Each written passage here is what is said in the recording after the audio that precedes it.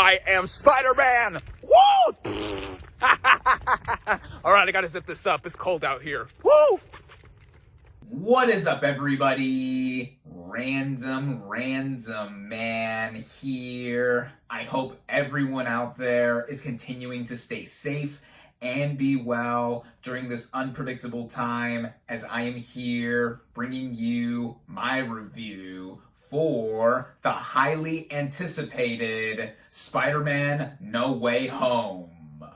By the way, there will be no spoilers in this review. You're all safe, though I will be disclosing information that has been revealed in the trailers and other marketing material for this film. So even if you don't want to know all that, stop watching right now, as the plot of this superhero film basically follows Peter Parker, played by Tom Holland, who asks Dr. Stephen Strange, played by Benedict Cumberbatch, to make his identity as Spider-Man a secret again with magic following its public revelation. But it breaks open the multiverse and allows 5 supervillains from alternate realities that have fought alternate versions of Parker to enter his universe. Going into this movie, I had mixed expectations, at least initially. Now, going all the way back to when I was a kid, as I've mentioned in previous reviews for other Spider-Man movies on this channel, I have always loved Spider-Man ever since I was much younger. I mean, clearly now I am still a fan, and he was my favorite superhero for a long time. And with the movies that we have gotten featuring Spider-Man, I really enjoyed Sam Raimi's trilogy. Mark Webb's 2 Amazing Spider-Man films, though, I was not as much into, simply as movies on their own. And now we have since gotten Spider-Man into the larger MCU or Marvel Cinematic Universe, with Jon Watts having directed 2 films prior to this one, Spider-Man Homecoming and Spider-Man Far From Home. Now, what made me initially mixed about Spider-Man No Way Home? Well, just the idea of it existing and it, in concept, doing a bunch of things that would have lots of fan service be put into play and not having me be engaged with the narrative, even with how Far From Home ended. Though, as the film's release kept nearing, I could not help but be swept up in a bunch of the hype anyway. I mean, again, mainly for me having been a fan of Spider-Man since I was a kid, and it being the biggest film of the year, the biggest film of the pandemic thus far, and just the biggest movie we have gotten in over 2.5 years since Avengers Endgame. And I say this both within and outside of the MCU. So luckily for me, I was able to snag tickets for this thing on opening night as I am currently recording this video. And you saw some of my initial reactions I had coming home from the theater in my intro for this video. But what did I further think overall? Well, starting out with the cast and their performances, we have Tom Holland in the title role of Spider-Man, aka Peter Parker.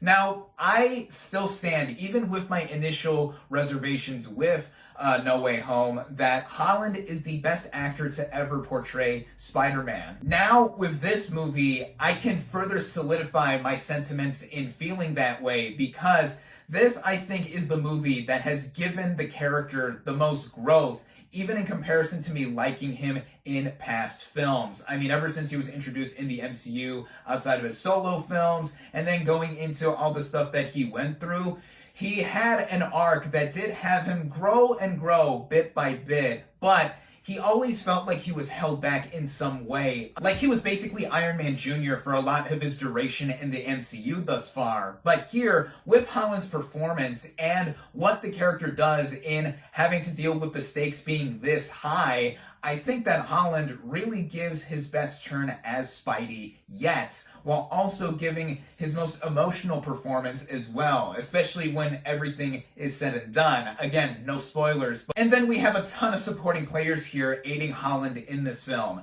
Zendaya comes back as MJ, and I've always liked her both as an actress and as this character. And here, like Holland, I think she gives her best turn as MJ here. She, like everyone else, by the end of Far From Home and the beginning of this film, are feeling the ramifications of Spidey's identity being outed. And with this film too, I really bought their relationship in how they were a couple. And Zendaya on her own, she isn't as snarky as she was in the previous two films, also mostly because I think it comes down to her having warmed up a little more with being with Parker, and then also just feeling the most grounded of all of the love interests I've seen in any Spider-Man movie. Benedict Cumberbatch as Dr. Stephen Strange, I've always enjoyed ever since his origin solo film and his various appearances across the MCU. Here in No Way Home, he is the funniest I've ever seen this character be, and he is crucial to the plot as well, given what I mentioned with the synopsis of it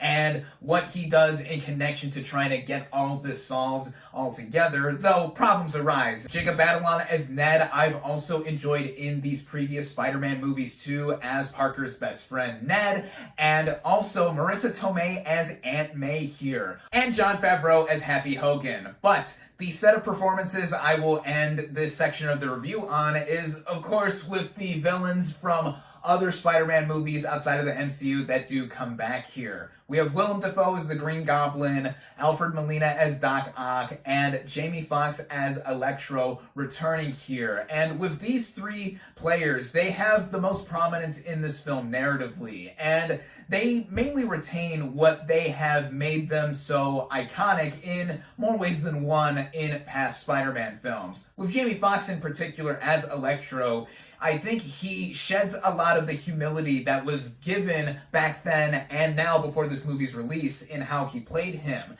as the effortless swagger that Fox usually has in other roles I think is on full display here, and it makes his character portrayal better. Alfred Molina's Doc Ock, he was always my favorite Spider-Man villain from the Raimi films, and here he brings back a lot of that charm and a lot of the determination to try to get control back of himself, though he is getting controlled by his tentacles. And then Willem Dafoe as the Green Goblin, a lot of the similar sentiment from Molina as Doc Ock is put in here from how he is also so iconic as the character from the Raimi films. And that's all I'll really say in terms of the performances and major players here, as I think everyone that shows up here, no matter the role, big or small, I think they all do outstanding jobs. The writing of this film was something that I was specifically looking forward to see play out on screen, as again, my initial reservations for this film had me concerned over if it was going to be just a bunch of fan service or it wasn't going to feel narratively sound in how it all came together. Luckily, from the onset, in the movie beginning right after Far From Home, it did make me feel how the stakes were high this time around, and it is a grave situation to where Parker/Spidey is in no way able to have a normal life. While having these said higher stakes too, it also brings it down a bit to where we see where Parker's head is at in terms of him being Parker, in almost finishing up high school, wanting to get into college, and also just trying to deal with his personal life that has now been put all over the world to see front and center. And this goes into a lot of goodwill that I had with seeing Holland's performance here and me thinking he was fantastic in this film, and how the narrative plays out once he asks for Doctor Strange's help, and then all hell breaking loose with a lot of other factors coming into play. Given that this is a screenplay within the MCU, there are greater implications of what may happen in the near future with this franchise, but looking at this film as a whole within its contained narrative, it had me the most engaged that I had ever been watching Holland's solo Spider-Man films, and this is also due to John Watts' direction here. Returning from the previous two solo outings, I think with this movie, he really does bring a lot more with it, not just with how the screenplay was written. There are many things in here that just kept going and really had hardly any time to sit down or take a breather, to where we are seeing everything play out within its 2.5-hour running time. And I hardly ever felt it hitch up, and I felt that there was purpose as to what was going on, even with the said fan service coming in. And I did not think it was overbearing. I thought that it was handled just right to where it made sense with the narrative and what was trying to be weaved in here, and how the breaking of the multiverse is factoring into the conclusion of certain characters' narratives, if you would. Again, no spoilers, but that is what happens in this film. And what also happens in this film is us being treated to a lot of action sequences. As I think with this movie too, compared to Watts' previous Spidey outings, I think they are handled with the most visual variety here. There is more action and movement to where Spider-Man is moving and also working collectively with MJ and Ned and even Doctor Strange, and even against Doctor Strange at one point with what happens, and then factoring in all the villains and how the movie plays out with more stuff being involved. I think that it makes for a very satisfying watch. On a technical scale, as I've just mentioned with some of the action, it is grand in scope with multiple variables being involved here. And one element of the technical merits of this film I want to give a shout out to is the original score by Michael Giacchino. I've always enjoyed his film scores, whether it's within the MCU and outside of it, but here in this movie, there is a sense of emotion. Certain moments have that, and one in particular I was least expecting, which goes into some of the surprises that this film does have, and just the instrumentation, how orchestral and epic it sounds in its overall composition. Giacchino really is just one of the best talents in helping weave this narrative on his side with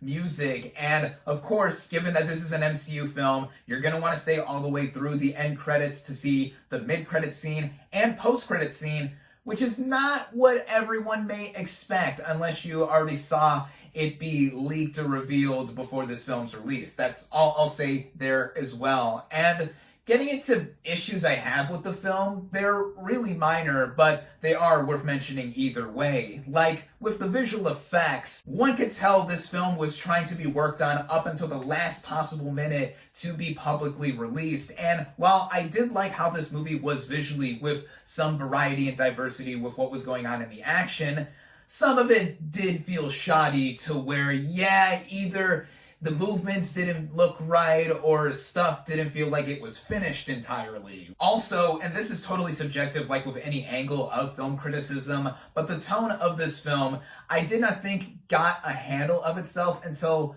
a little more than the halfway point, because MCU movies are usually light, but when they become serious, they do become serious, and I didn't think the film got a better handle of that until more stakes came and a lot more stuff arose from this narrative, which did lead it to having a third act, which me and everyone in my audience were losing their minds over, of course, and how I thought it mainly stuck the landing with what it did, and also in the further implications of the MCU going forward, as that is one thing that I found a common issue with the MCU films that we have gotten this year, Black Widow, Shang-Chi, and Eternals, in that they did not entirely land with how they concluded within their own narratives. Here, in not just wrapping up its own story and the trilogy that Tom Holland had starred in as Spidey so far, I think this has a lot going for it and really went there to where, yeah, it trusts the audience to see that this is a specific place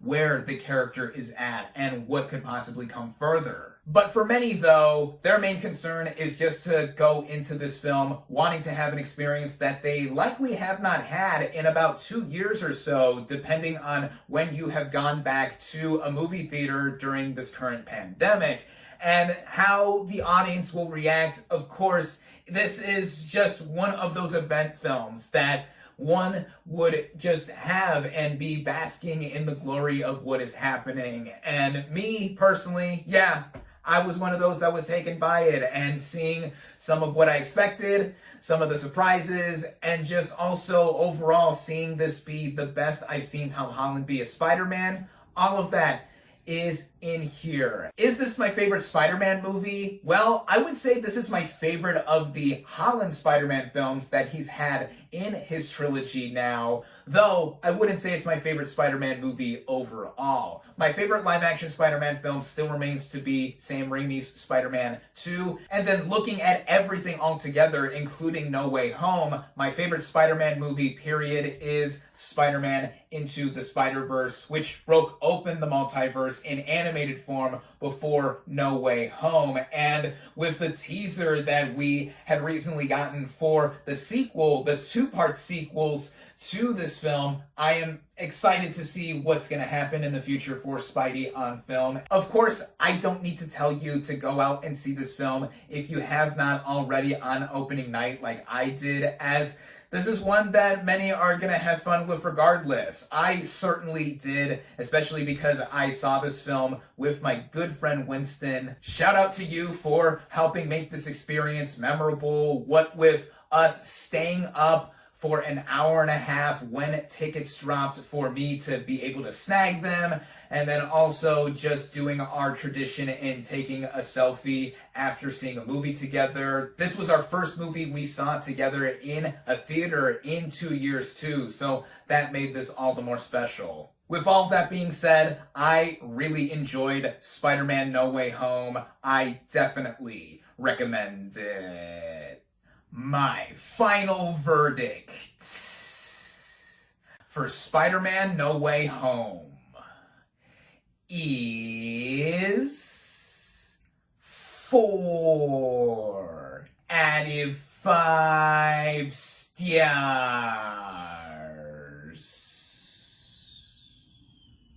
Thank you all, as always, for watching. Be sure to like this video, comment on what you thought of Spider-Man No Way Home. Please keep the comments as spoiler-free as I've kept this review. Social media links in the description. Subscribe to my channel for more, and I'll catch you on the next movie review.